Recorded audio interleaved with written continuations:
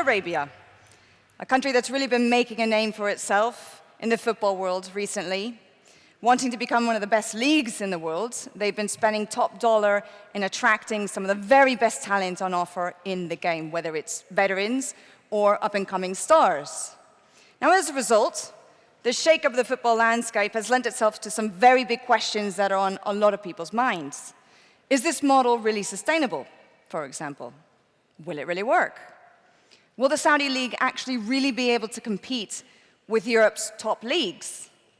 And beyond the four corners of the football pitch, what kind of role will this monumental investment in the game actually have in developing the country's sports tourism industry?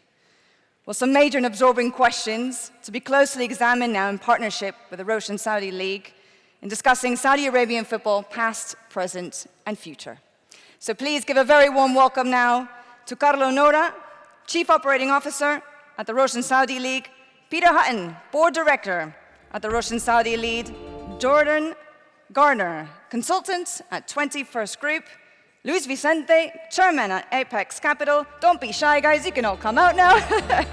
And Julio Sen, moderating for us, Managing Director and Founder of Sen Ferrero Sports and Entertainment. Julio, all yours. Buenos días a todos, un placer estar aquí. Gracias a World Football Summit por invitarnos y por tener una mesa que creo que es muy interesante para todos hoy, porque si hay algún actor principal en estos últimos años y quizás últimos meses es la Saudi Pro League. Y tenemos el gusto de tener con nosotros a Carlo Nohra, que es el Chief Operative Officer de la Saudi Pro League. Y yo creo que es importantísimo que esté aquí con nosotros para contarnos cuál es el proyecto. A nuestro querido amigo Luis Vicente, muy conocido en el World Football Summit durante muchos años y una persona con vastísima experiencia en el mundo del fútbol profesional. Tenemos a Pete, que, bueno, no vamos a decir quién es Pete, pero Pete ha sido una de las personas más importantes en la historia de los derechos de retransmisión del broadcast en el mundo, trabajando en Eurosport durante muchísimos años y ahora es parte de la Saudi Pro League. Esto es muy importante para entender la importancia que tiene el proyecto para todos. Y por último tenemos a Jordan Gardner de 21st Group, que es una de las personas que ha trabajado durante muchos años en el mundo del deporte, ha sido accionista de clubes importantes y es un gran consultor especializado en el mundo financiero, que creo que es interesante para poder tener hoy. Lo que voy a intentar es hacer una introducción, porque Carlo y los demás, la mayoría van a hablar todos en inglés, y es importante dejarles explicar cuál es el proyecto de la Saudi Pro League y cualquier persona que quiera recordar que tenéis en la aplicación la traducción simultánea para poder entender cualquier cosa en el caso que necesitéis. Carlo, thank you very much to be here this morning, and it's very important for everybody to understand what is the new project of the Saudi Pro League. Good morning, everybody, and thank you very much for having me and for giving us the opportunity to explain and express what the Saudi League is up to these days. We were set a number of objectives in 2022, and we were asked to deliver a transformation strategy to uplift the league to be one of the top leagues in the world, as measured by a number of different criteria. Much better performance on the pitch with world-class players performing, monetization of the league, as well as the maximization of the utilization of the stadia. So we set off on this work, which took us more than 6 months to put together, a transformation strategy that allows us to achieve these objectives. And the strategy is extremely long-term in its time horizon, but equally encompassing every element that goes into the development of a league. And what we've seen since the beginning of the implementation in June of this year is only the beginning of this, which calls for the acquisition of players of much higher quality into the league than we used to get in the past. But by no means is this the only element that the strategy focuses on. In fact, there are so many others that I'm hoping to share with you later on today. Okay, Carlo, do you believe that the Saudi Pro League can realistically compete with another leagues in the world in this moment? But because people only think that in the terms of acquisition of new players, foreign players to the league, but I think they want to know if the Saudi Pro League can compete with the rest of the competitors? Well, there is tremendous passion for football in Saudi Arabia. There is great support. And the Saudi Arabian football-loving people care for the sport in the same way as everybody else does around the world, and for the same reasons. There is also very good quality players in Saudi Arabia, so there is some pedigree in football. What we also have is the leadership support to allow us to set off on this journey to become one of the top leagues in the world. But it's not enough to just have that support. We need time to be able to achieve those objectives. And certainly it's a lot more than just acquisition of players. So when we put the strategy together, it was looking at all the elements that we needed to address.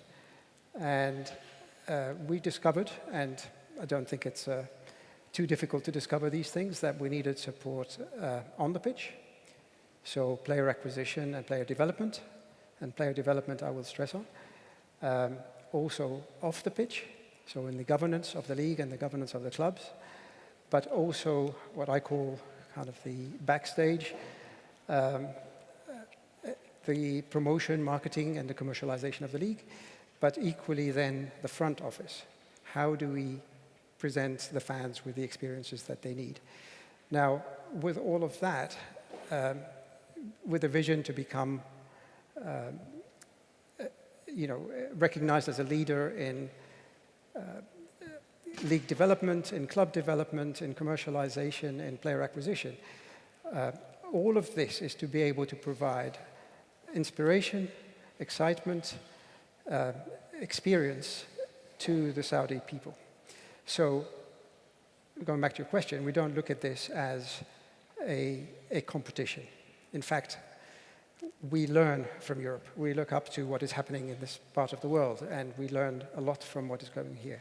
We respect it a lot, and we feel that with what we're doing, we're actually even investing in football in Europe. And what we're trying to do now is to play our role in making the game even more global, developing the game in Asia, which is our home continent, and to be able to provide the entertainment for the people, like I said earlier. Recordemos que la Liga Saudí no es una liga que haya nacido ayer, es una liga que tiene una historia de más de 50 años, que es un país que ha competido, digamos, en los campeonatos del mundo de forma significativa y que, por lo tanto, lo que están haciendo es un nuevo paso a un nuevo modelo de negocio. Y cuando hablaba esta mañana con Carlo me decía algo muy bueno y os quería compartirlo con vosotros, que es que al igual que la MLS hizo grandes fichajes en su momento, igual que la Liga Española hizo grandes fichajes en sus momentos, igual que la Liga China hizo muchos fichajes y la Liga Qatarí hizo lo mismo, quizás sea uno de los medios, ya es algo para preguntar un poco más tarde a Jordan o a Luis, si ese medio va a permitir en cuánto tiempo tardará en mejorar los objetivos de la Liga, ¿no? Carlo, what is really the challenges and the goals for the Roshn, that Roshn is el patrocinador principal de la Liga, the Roshn Saudi Pro League, in the next future until 2030?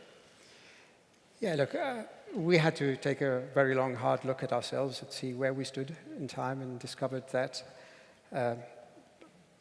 first and foremost, on a governance level, we needed to improve tremendously from where we were in order to achieve or attain the standards that were required.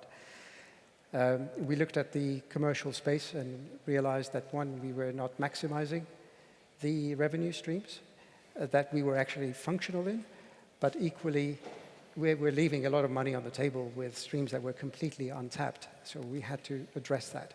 We looked at the product and saw that there were a lot of deficiencies there that we need to improve. We didn't have a solid understanding of the customer, and the infrastructure also doesn't help to provide the types of experiences that I mentioned. We then continued to look at that, the other areas. So, for example, player acquisition, and we felt that there were a lot of flaws in the system that existed in the kingdom, and that needed to be addressed. So we have put together a strategy that addresses that. We also looked at the clubs and made an assessment of the clubs. And again, we felt that a lot of the management functions needed an uplift. So the strategy calls for doing that. But we also looked at ourselves, the introspection on the league itself and building better capabilities than what we had, but to build on what we also had. Now, with all of that put together, you could see that we probably have a lot more challenges than people anticipate. And buying foreign players isn't the solution to all of this. So there is a lot of work going on in the background in areas that are not trendy enough for people to look at, but we feel that as the core of the tasks that we have to do. Now, if we were to achieve all of these things, that will really set us off on delivering the product, delivering the experiences that the fans would require from us. Pete, una pregunta para ti que es importante. Pete, can you explain us what is the strategy in order to exploit the broadcast rights and the fan media experience for the people in Saudi Pro League? Yeah, very happily.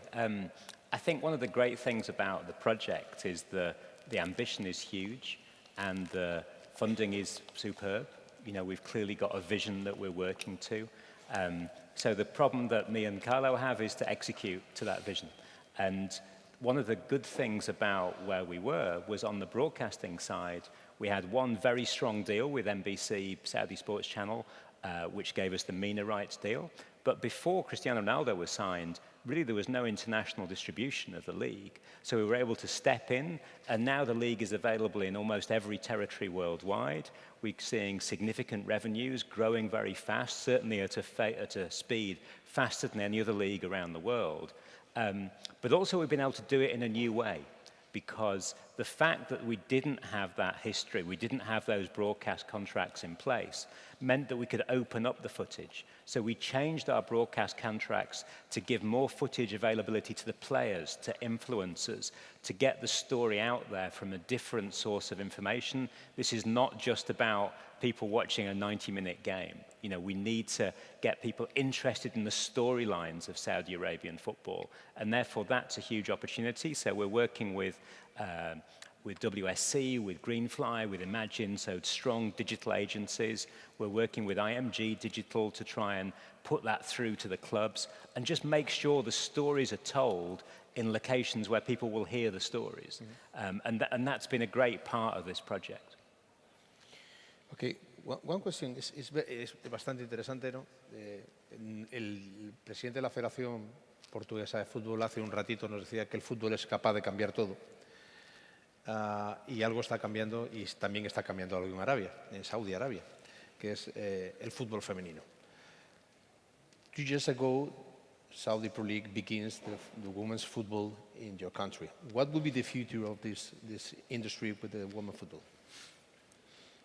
Well, in Saudi Arabia, women's football falls under the Saudi Arabian Football Federation, and we are grateful for the great work that the Federation has put in. Implementing the vision of the country. And it's a country that extremely values the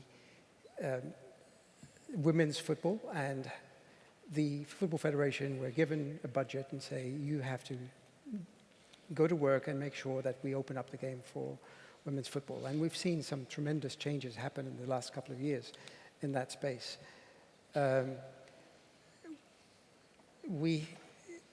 The national team is now ranked by FIFA. There is now an under-17 women's team. There is a schools league in which 50,000 girls play. And a lot of the Pro League clubs already have women's teams that play in the Women's Premier League. So the effort that has been put into women's football, again, reflects the ambitions for the country. And we're extremely proud of the successes so far, and it's only the start of the journey.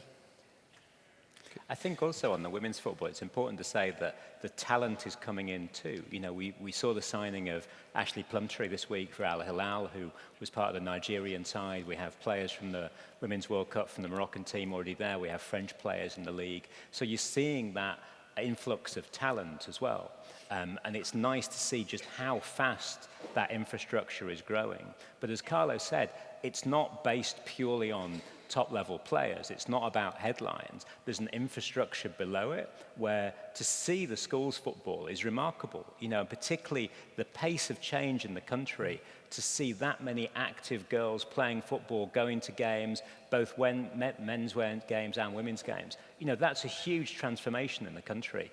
And I think it's something that, you know, we love to see that journey. The second season of the Women's League starts October the 12th. It's going to be televised both at home and around the world. You know, this is a great way of showing change in the kingdom. Jordan, what are your thoughts about the strategy of the Saudi Pro League about to acquire the rights of the foreign players for his own league? Yeah, I mean, the thing I think most people don't realize is the Saudi League, it's in startup mode. I think it's in growth mode, and I think people want to watch football to see the best players in the world play. And I think it's a very logical strategy to go after the top talent in the world. I think what people also don't understand is somewhat the age profile of the players that have gone to Saudi has actually been lower than most people realize. It's really been in that band of 28 to 32, not 35 and up. And I think that strategy has created a ton of interest in the league. We're here talking about it.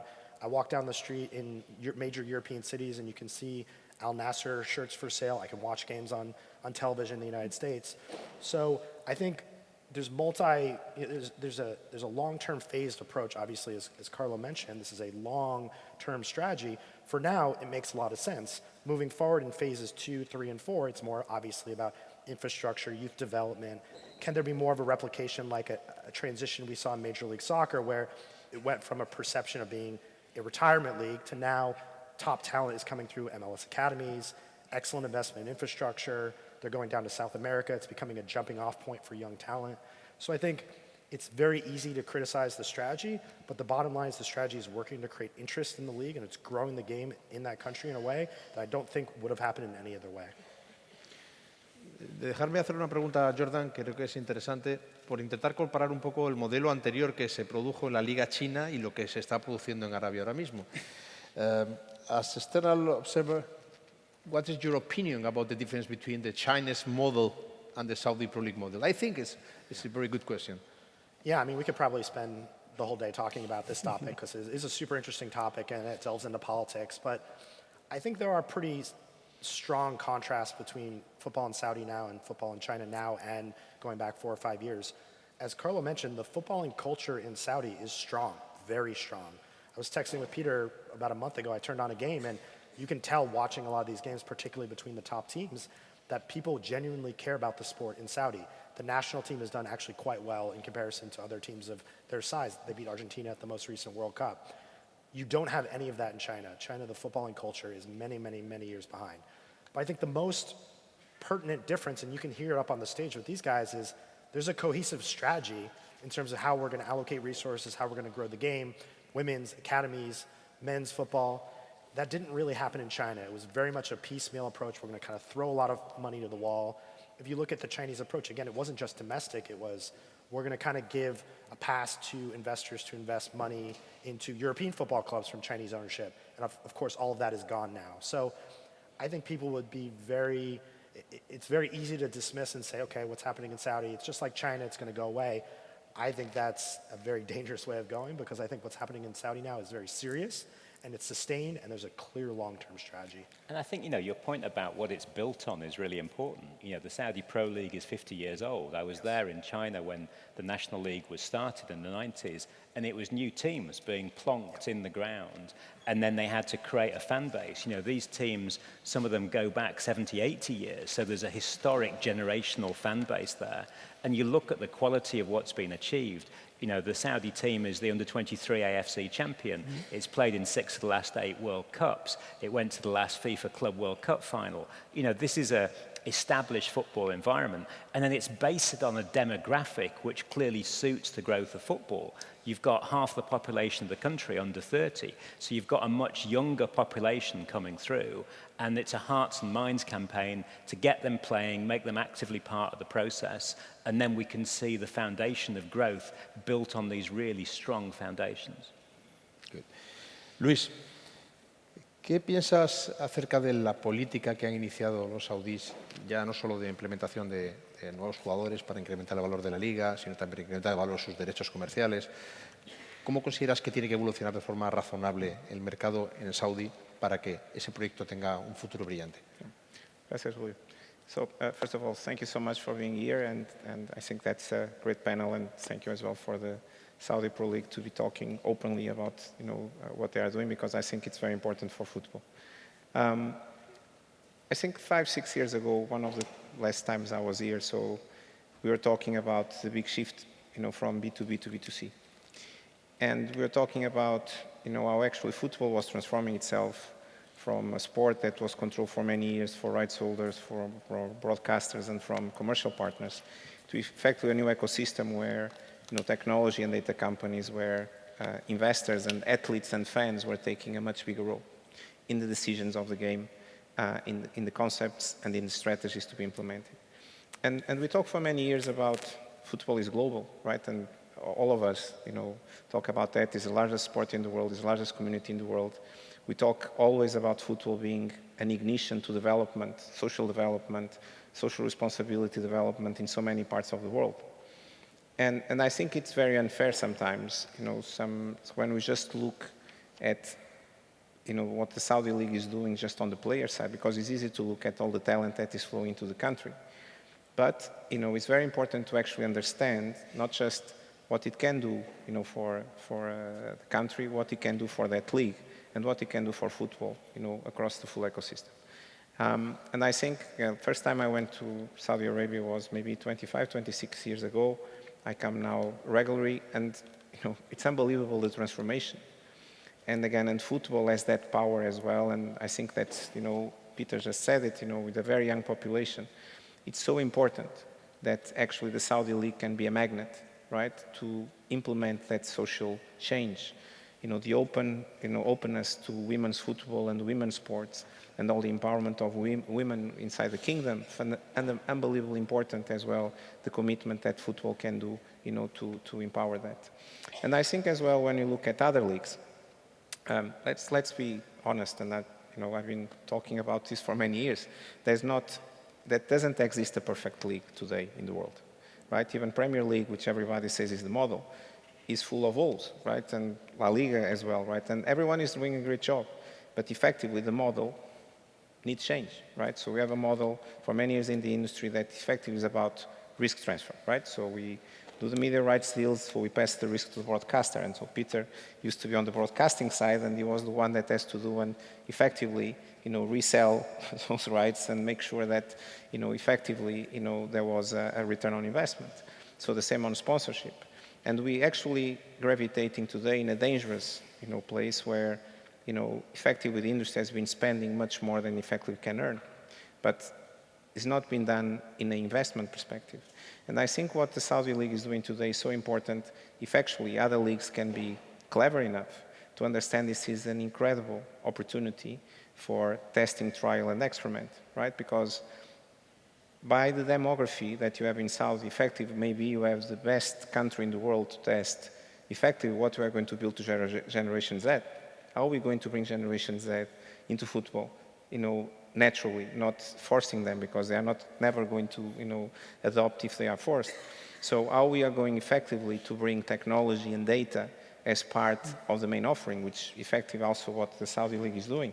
How effectively we bring football as entertainment, and it's not just about, football, the 90 minutes, because this is, all gone, but effectively is how we can bring gaming, how we can bring music, how we can bring all the different spectrums into the ecosystem.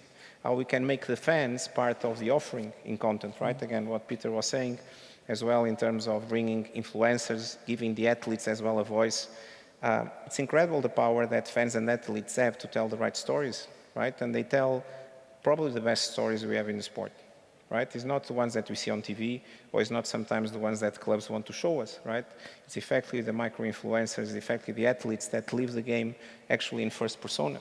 And so I think for me is one of the greatest opportunities out there for everybody to learn, for everybody to effectively understand how they can take the best effect. And also, and one thing that I think will happen very soon is effectively how Saudi football will become extremely high on the investment ranking, right? As you know, today is a big flow of investment into football. A lot of private, high net worth, big private equities coming into the sport to change it. And I think effectively the Saudi football very soon will become extremely high on the investable ranking. Luis, do you believe that the Saudi government project to increase the revenues coming from commercial side from the league is feasible to take close to 480 million that somebody is talking about? Totally. No, again, I don't think there can be any doubt on that. I think, first of all, we need to understand the power of the Saudi Arabian market, the internal market of Saudi Arabia. You have big companies, that want as well to promote themselves internationally. Football is one of the best vehicles, to do so. You have effectively, a focus as well on fans and a focus as well on understanding what they want, what they need. It's one, for instance, today, Middle East is one of the most interesting areas for any global investor, in terms of product demographics, in terms of age demographics, very, interesting from a marketing point of view. You have a massive opportunity, I think, in building a very interesting narrative from a media point of view. Of course, this will take time. As we always say, Rome was not built in a day, and effectively, again, if you give the time, the 5-6 years that maybe, the Saudi League needs to mature all the different concepts that it's doing, I think effectively we'll have an incredible opportunity from a monetization point of view. And effectively as well, this will be done as well in a different way than maybe other leagues are doing, because effectively you also maybe will be in a prime position to command other kinds of revenue that today no other league can. Effectively, if you know your fan, if you know basically what the fan wants, if effectively you can bring, this under a double ladder, loyalty product, the chances and the options are immense. And I think the fact that the Saudi League can benefit from the fact that it's not starting, is starting later than others on this maturity journey, can learn a lot by what everyone has done until today, but effectively, and having the courage that they have to effectively bring new things, I think what they can build could be a game changer for the industry and could be actually a leading, philosophical approach from a business model that others can follow and can be very successful with. Yeah, I mean, Luis has talked many times about the idea of monetizing football communities. And this is one of the opportunities that Carlo and his team are really beginning to seize there, because if you look at things like merchandising, ticketing, the hospitality industry, the whole environment around the sport, including the esports connection, it's empty land, really, in terms of the kingdom. And there's very little established contracts in place that you need to remove to move to a completely new environment. So I think hopefully we can set up models that the rest of the sports industry can see in operation in the kingdom, and hopefully that will be a good model for football to build on in other markets as well. And also I'll just add as well one point that is important, that today we are not getting actually fans in football just via football. And the fact, again, what is happening in Saudi Arabia in terms of gaming and, effectively I say that Saudi Arabia will be for sure the #1 country in the world in terms of gaming, in the next years to come. That's a massive opportunity, right? Because the virtual and the real will connect. I think there's numerous opportunities for football that come via that. And I think, again, that's the country where everything is going to happen, and another enormous opportunity to effectively bring new communities into the sport. Jordan, what is your view about the role of foreign investments in the Saudi Pro League market?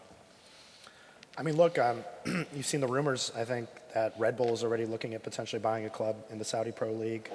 I think it goes a bit to sustainability. And again, the league is in growth mode right now, so I know there isn't a thought process around how do we make this a profitable business venture on the club level. But I think with the growth, with the continued interest, with increased eyeballs on the league and better media rights, I think you will continue to see more foreign interest in terms of investment in the league. Obviously, that's what the league wants. They don't want PIF, for instance, owning 4 clubs. Like, ideally, in the long run, it's how do we divest from that? How do we diversify the ownership pool? And how do we get, for instance, American investors interested in the league? Obviously, I think we're a bit a ways off from that. But I think in terms of growth in media rights, growth in commercial, basically executing everything that's talked about up here on the stage, right? From technology to bringing in the right people to execute that. If everything that's said on the stage can be put into practice, I think within the next 3 to 5 years, you will definitely see foreign investment outside of the Middle East looking to put money into the league. And if I could add to all of that, I mean, that ultimately is the ultimate goal for us, is to build enterprise value for the league and those clubs. Good. So if everything that we are talking about is actually implemented and we deliver that objective, then we become an investable asset, and that's what we want to achieve. But really, realmente el fútbol es una forma de cambio social también en Arabia Saudí, ¿no? Yo creo que es algo que tenemos que tener en cuenta y que está cambiando de una forma muy rápida. Football is part of the change in the society of Saudi. Do you think in the future will be more flexible with another measure? But the people always think in what is happening in Saudi. But I think Saudi Arabia is a good country, has a good level, has enough resources. But do you think the football could be help to this change? Well, naturally, I mean, people may not know that 80% of the Saudi population either plays, watches, or somehow follows football. So it is in the DNA of the population there. So this is the first sport in Saudi Arabia, football. It is, I think, by a long distance as well. So capitalizing on the power of football to connect society, communities, and I think we'd like to think that what we're also doing with this project for the Saudi people also allows the Saudi people to connect with the rest of the world through a common language called football. And it's important to recognize that we see the power of football in that way, and that's what we're trying to do, is to use that energy to let the rest of the world understand how we love the sport, but also that we are like everybody else. We share the same values, we share the same love for the sport that cannot be ignored. Luis, ¿cuál crees que es el modelo en el que tiene que copiar las mejores prácticas el fútbol saudí respecto a otros mercados y otras industrias futbolísticas como la americana, la inglesa, la europea en general u otras culturas? Well, I think effectively part of the strategy, was very modeled by best cases and best experiences in elsewhere, in other places of the world. I think effectively, there is a lot of, good things that came as well from the US, the commitment to entertainment, the fan at the center. So I think there is a lot of massive work that was done on that. But effectively, I think the basis of, where this project has started was already very good, of course. You have to build it, you need the time, you need investment, because without investment, nothing happens, right? So again, I think it's very important to invest to then, generate, as well the return after. But I think for me as well, the most important thing is effectively being able as well to understand where the gaps are in the current, state of the industry, in Europe, in the United States, in Asia. I think one of the things that for me is very interesting as well about, the Saudi League project today is about as well the ambition to become a role model for other leagues, for other countries. Again, Asian football is definitely a big priority as well. But I see that as well being expanded to other parts of the world. Because I think today, again, maybe I can talk about my country, Portugal, which is, of course, one of the biggest talent pools, in the world of football, is an important league in Europe. But if basically today the league is actually under, a lot of, hard work in terms of repositioning itself, with the centralization and so, maybe, and I'm a big defender of that, the right model is not following what exists today. It's effectively create something new. And I think, I'm a big fan of a lot of, the work that has been done. I think it's important to support it. It's important to, having as well that capability of understanding there will be, things that will be done perfectly, things that will not be done so well, because, there's also this massive testing, experimenting, which is normal in the technology world, or is normal, in other areas of business. In football is not so normal, right? Because everyone is afraid to try. And I think giving, this big bonus to the Saudi League team to effectively being able to, not be afraid and effectively experiment, And also, that conjunction of having, as I said, a very young population, but also a population that is very committed to the sport and is very committed to other areas of entertainment. That is almost a unique case that effectively football needs once and for all to test, and football needs once and for all to deliver, because it's very important for the future of the industry. Peter, next steps related to improve the quality of the environment of football in Saudi Pro League. I think there's lots of work to do. Carlo's got a very tough job, right? Because the eyes of the world are on the league. And I think it's important for us to say the story is more than the league. The story is the whole pyramid and what we're trying to do in the country. And one of the reasons why we come here is to try and get that story out there, because it's very easy for the headlines to be very simplistic headlines, and Jordan sort of debunked one of them in terms of Saudi goes and buys a load of old players and just throws money at them. It's very important to see that as part of a bigger story. I mean, there's actually 52 players being bought this window. The average age is 27, 28. That doesn't fit the story. The huge investment in infrastructure, in schools football, in girls football in particular, that doesn't fit the story. So it's important for us to try and get the world to come and see what we're actually doing.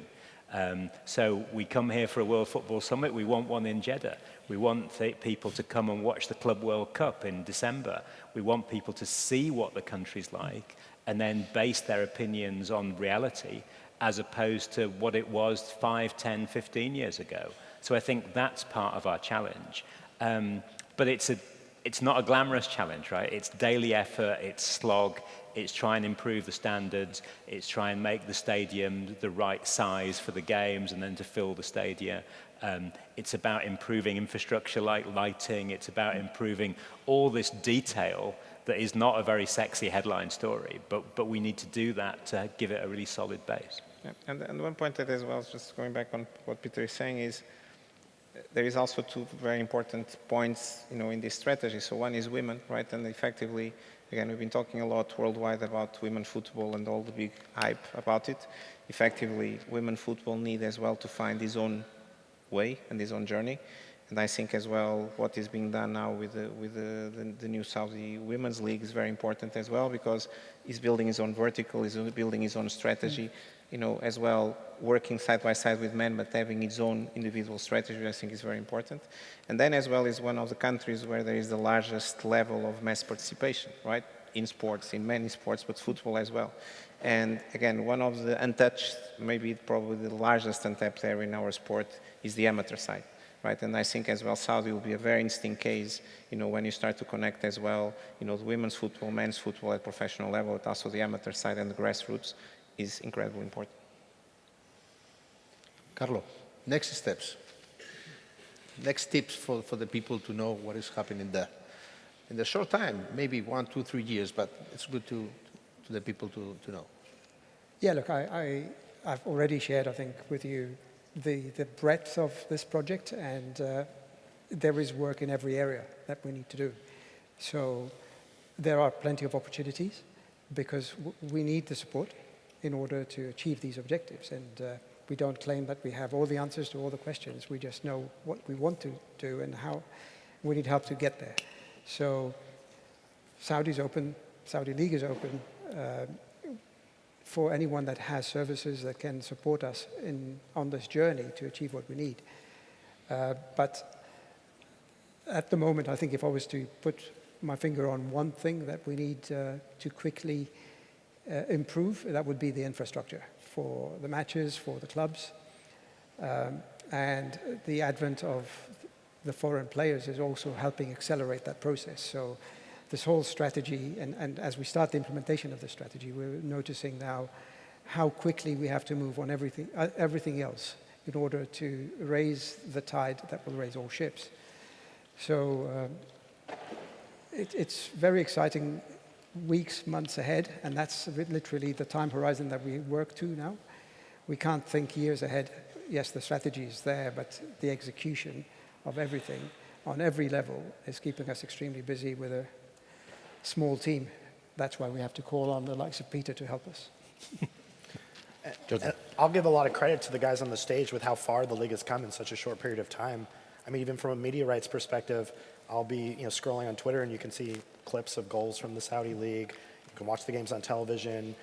Obviously, even bringing in Neymar and Cristiano Ronaldo, those are monumental tasks to get the league where it's been this far. It has a ways to go, but I think there's a lot of credit to recognize and take a step back and say, wow, this league has come so far. It still has a ways to go, but it's come so far, and that's a credit to these guys. But I think the first step is to be there, to explain to the people what is the project, to share with everybody what is your future goals. And I have to thank you for being here because it's not easy. But I think the worst mistake of another leagues like Chinese league is never explain to nobody what's real his plan, because they don't have plan. But you have a plan. You are making big efforts in order to complete. And I have to thank you for everybody, and thank you for you, Carlo and Pete, to be here with us this morning. Thank you very much. Thank you for having us.